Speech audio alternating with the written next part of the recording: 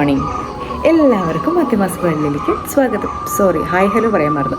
Hi hello നമസ്കാരം, എല്ലാവർക്കും മധ്യമാസ് വേൾഡിലേക്ക് സ്വാഗതം. അപ്പം ഞാനിപ്പോൾ എവിടെയുള്ളതെന്നറിയോ? കോഴഞ്ചേരിയിലാണ് ഞാനുള്ളത്. അത് എൻ്റെ പിന്നിൽ കാണുന്നത് പമ്പയാണ് കേട്ടോ. അപ്പോൾ നമുക്ക് അങ്ങോട്ട് ഇറങ്ങാം. അവിടെ കടവൊക്കെ ഉണ്ട്, നമുക്ക് അങ്ങോട്ട് ഇറങ്ങാം.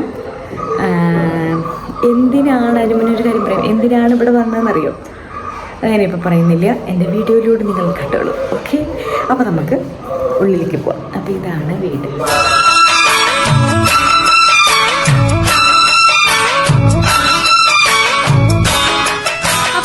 മനസ്സിലായിട്ടുണ്ടായിരിക്കും എന്താണ് എൻ്റെ ഇന്നത്തെ വീഡിയോ എന്നുള്ളത്.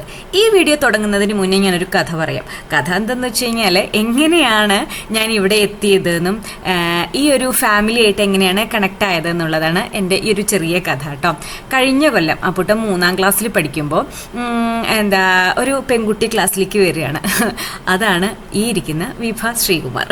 അപ്പോൾ ഒരു ദിവസം എനിക്ക് ഏപ്രിലിൽ ഒരു കോൾ, അപ്പോഴാണല്ലോ സ്കൂൾ തുടങ്ങാം. അപ്പോൾ എനിക്ക് കോള് വരികയാണ്. ഞാൻ നൈത്യുക്കിൻ്റെ ക്ലാസ്സിൽ പഠിക്കുന്ന വിഭ ശ്രീകുമാറിൻ്റെ അമ്മയാണ് എന്നൊക്കെ പറഞ്ഞിട്ട്. അങ്ങനെ ആ ഒരു കോള് നീണ്ടു അപ്പോഴാണ് മനസ്സിലായത് നാട്ടിൽ മലയാളിയാണെന്നും നമ്പൂതിരിയാണെന്നും അപ്പോഴാണ് മനസ്സിലായത്. അങ്ങനെ നമ്മൾ ആ ഒരു ഫ്രണ്ട്ഷിപ്പ് കണ്ടിന്യൂ ചെയ്തു. ഇപ്പോൾ ഭയങ്കര ക്ലോസ് ആണ് കേട്ടോ. ഒരു ദിവസം പോലും വിളിക്കാണ്ടേയും മെസ്സേജ് അയക്കാണ്ടേയും ഇരിക്കാറില്ല, അത്രയ്ക്കും ക്ലോസ് ആണ്.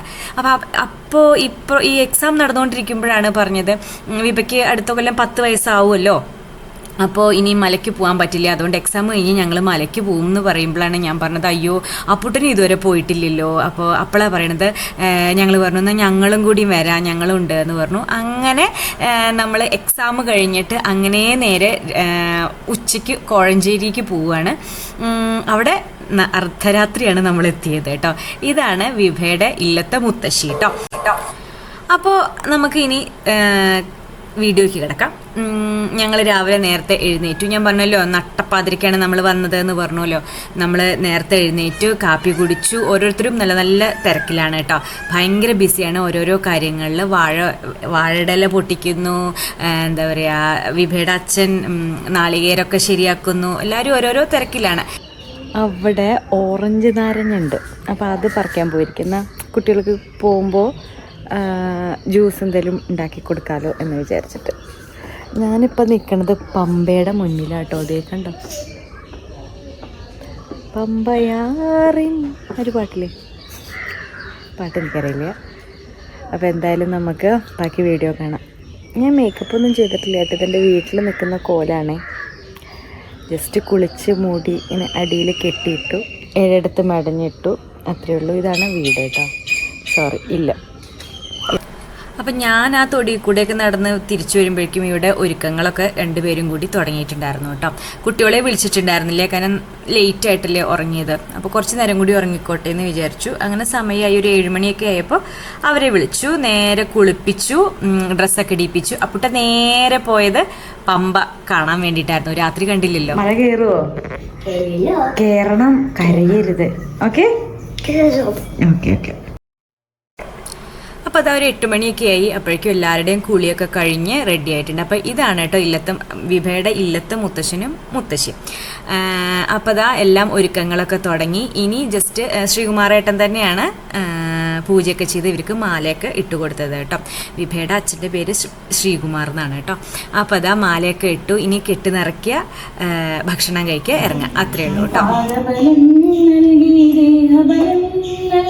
പാദബലം നൽകി ദേഹബലം നൽകി ശരണമേ ഗണേ സ്വാമിയേ, ശരണമേ ഗണേ സ്വാമിയേ, സ്വാമിയേ കണപുരം. അപ്പോൾ സൂര്യടുത്തി പാടിയ പോലെ കന്നി അയ്യപ്പനായിട്ട് അപ്പുട്ടൻ സ്വാമിയെ കാണാൻ പോവുകയാണ് കേട്ടോ. അപ്പോൾ അവനേക്കാൾ ടെൻഷൻ എനിക്കായിരുന്നു. മല കയറുമോ, വയ്യാണ്ടാവുമോ, എന്താ ചെയ്യുക, അങ്ങനെ ഓരോരോ ടെൻഷൻ ആയിരുന്നു. അപ്പോൾ എന്തായാലും സുഖമായിട്ട് പോയി തൊഴുതു കേട്ടോ. ഒരു കുഴപ്പമുണ്ടായിരുന്നില്ല.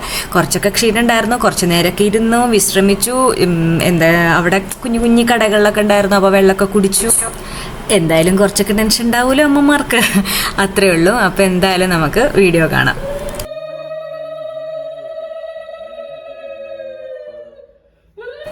അങ്ങനെ അവർ ഭക്ഷണമൊക്കെ കഴിച്ചിട്ട് ഇറങ്ങാൻ നിൽക്കുക കേട്ടോ. എല്ലാം റെഡിയായി, എല്ലാം കഴിഞ്ഞു.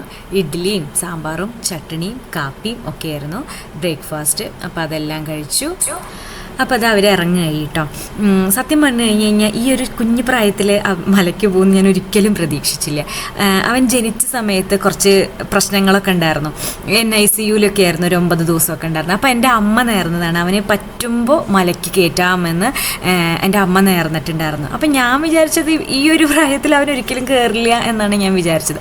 പക്ഷെ ഭയങ്കര പെട്ടെന്നായിരുന്നു. 3ാം ക്ലാസ്സിലേ അവൻ പറയാൻ തുടങ്ങിയതാണ് പോവാ എന്നുള്ളത്. അങ്ങനെ 4ാം ക്ലാസ്സിലെത്തിയപ്പോൾ അങ്ങനെ ഇതാ പോവുകയാണ്, മലയ്ക്ക് പോവുകയാണ് കേട്ടോ. അപ്പോൾ ആദ്യമായിട്ടല്ലേ പോണത്, അപ്പോൾ തിരിഞ്ഞു നോക്കാൻ പാടില്ല അത്ര. അപ്പോൾ എല്ലാവരും കെട്ടൊക്കെ മുറുക്കി എല്ലാവരും ഇറങ്ങുകയാണ് കേട്ടോ. നാളികേരം ഒരെണ്ണം ആയിട്ടും കയ്യിൽ കൊടുത്തിട്ടുണ്ടായിരുന്നില്ല. അത് നമ്മൾ ഇറങ്ങുന്നതിന് മുന്നേ ഇവിടെ ഉടച്ചിട്ട് വേണം അത്രേ പോവാൻ. അപ്പോൾ അതാണ് ഇപ്പം കണ്ടത്. അത് അടിപൊളിയായിട്ട് പൊട്ടി കേട്ടോ. അപ്പോൾ അങ്ങനെ ഇറങ്ങുകയാണ് അവർ. സ്വാമി ശരണം. പ്രാർത്ഥിച്ച് കയറൂ കേട്ടോ. അമ്പുട്ടികളെല്ലാം പറയണേ അപ്പുട്ടാ ശരിയാണ്. അങ്ങനെ അവർ പോയിട്ടുണ്ട്. ഇനി നമുക്ക് നമ്മുടെ പണി നോക്കാം. ഉച്ചക്കത്തേക്കുള്ളതെല്ലാം റെഡിയാക്കണ്ടേ? അപ്പോൾ അതിന് വേണ്ടിയിട്ട് ഇരിക്കുകയാണ് കേട്ടോ. കൈപ്പയ്ക്കുപ്പേരി, സാമ്പാർ, പിന്നെന്താ വറുത്തരച്ച വേറൊരു കൂട്ടാൻ. തീയലാണോ? തീയലല്ല, നമ്മളിവിടെ വറുത്തരച്ച കൂട്ടാൻ എന്നാ പറയാ. അത് ശരി. അപ്പൊ അതിലെന്താ കഷ്ണം ഇടുക?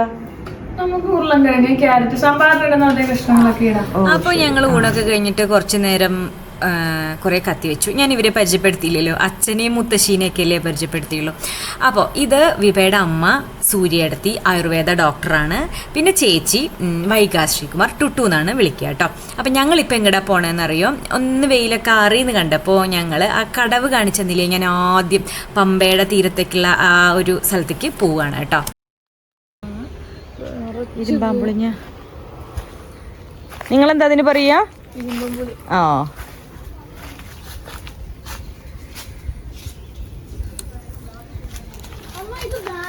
ആണോ?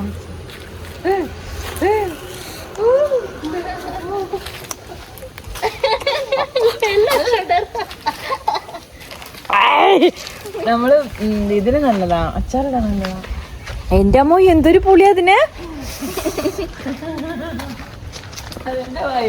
അതെ അതെ,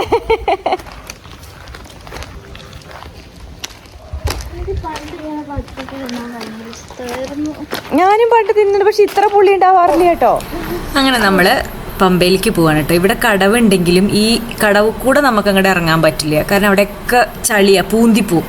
അപ്പോൾ ഞങ്ങൾ എന്ത് പണിയായിട്ട് ഞങ്ങൾ അവിടെ കുറച്ച് നേരം ഇരുന്ന്, നല്ല തണുത്ത കാറ്റൊക്കെ ഉണ്ടായിരുന്നു. അപ്പം ഞങ്ങൾ അവിടെ ഇരുന്ന് കുറച്ച് നേരം വർത്താനമൊക്കെ പറഞ്ഞ് അവരെ വിളിച്ചു, എവിടെ എത്തി, കയറി കഴിഞ്ഞോ, എന്തായി, ഇറങ്ങാറായോ, അങ്ങനെയൊക്കെ ചോദിക്കാൻ വേണ്ടി അവരെ വിളിച്ചു.